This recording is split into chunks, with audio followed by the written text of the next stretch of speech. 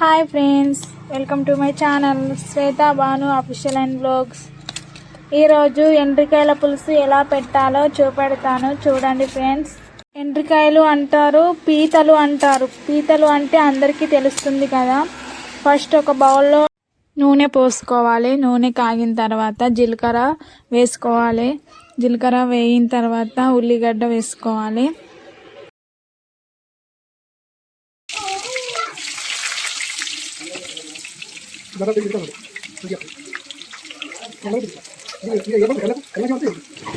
ఉల్లిపాయల్ని లైట్గా వేయించుకున్నాక పచ్చిమిర్చి వేసేసుకోవాలి.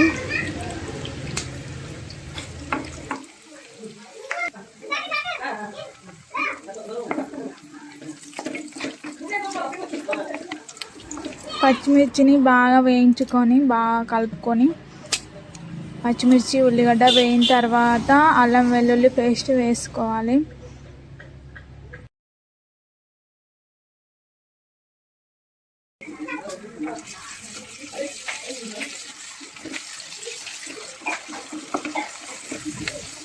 అల్లం వెల్లిగడ్డ వేసుకొని బాగా కలుపుకొని కొద్దిసేపు తర్వాత పసుపు వేసుకోవాలి.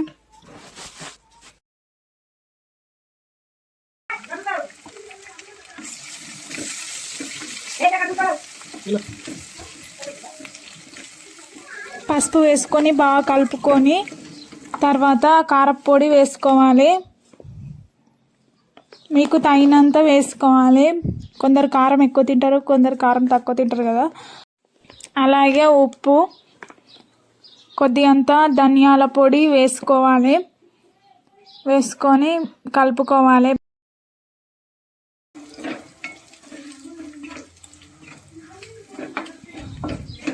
ఆ తర్వాత టమాటా ముక్కలు వేసుకోవాలి. వేసుకొని కలుపుకున్న తర్వాత టమాటా ఉడికేంత వరకు మూత పెట్టుకొని ఉంచుకోవాలి. మా బావ పీతలకని వెళ్ళాడు. వెళ్తే అక్కడ పీతలు లేవంట, 2 పీతలు దొరికాయి. మా ఇంట్లో అందరికీ పీతలు అంటే చాలా ఇష్టం. మా పాపకైతే కొండ్లు అంటే చాలా ఇష్టం. చూడండి ఫ్రెండ్స్, పీతల్ని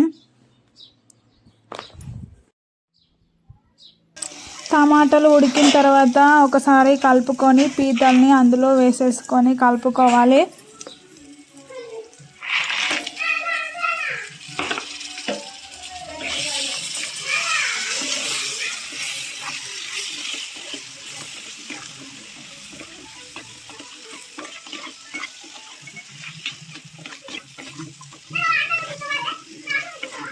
బాగా కలుపుకున్న తర్వాత ఒక 2 minutes మూత పెట్టుకొని ఉంచుకోవాలి.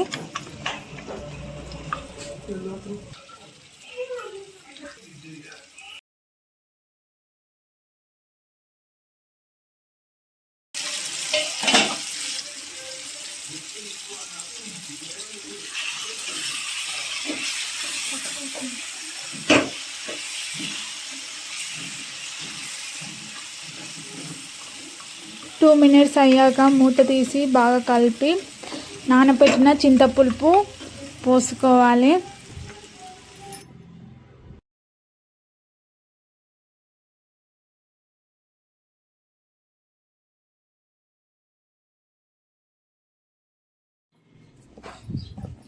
చింతపులుపు పోసిన తర్వాత కొద్దిసేపు మూత పెట్టుకొని ఉంచుకోవాలి మరిగేంత వరకు.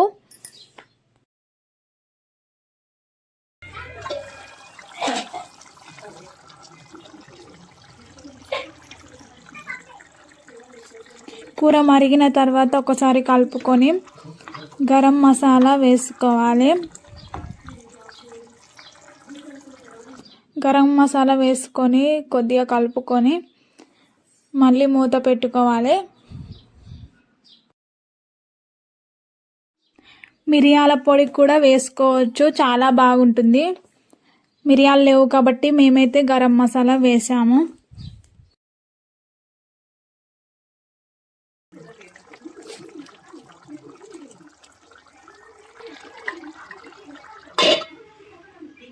గరం మసాలా వేసిన తర్వాత కొద్దిసేపు ఉంచుకొని దించుకోవాలి.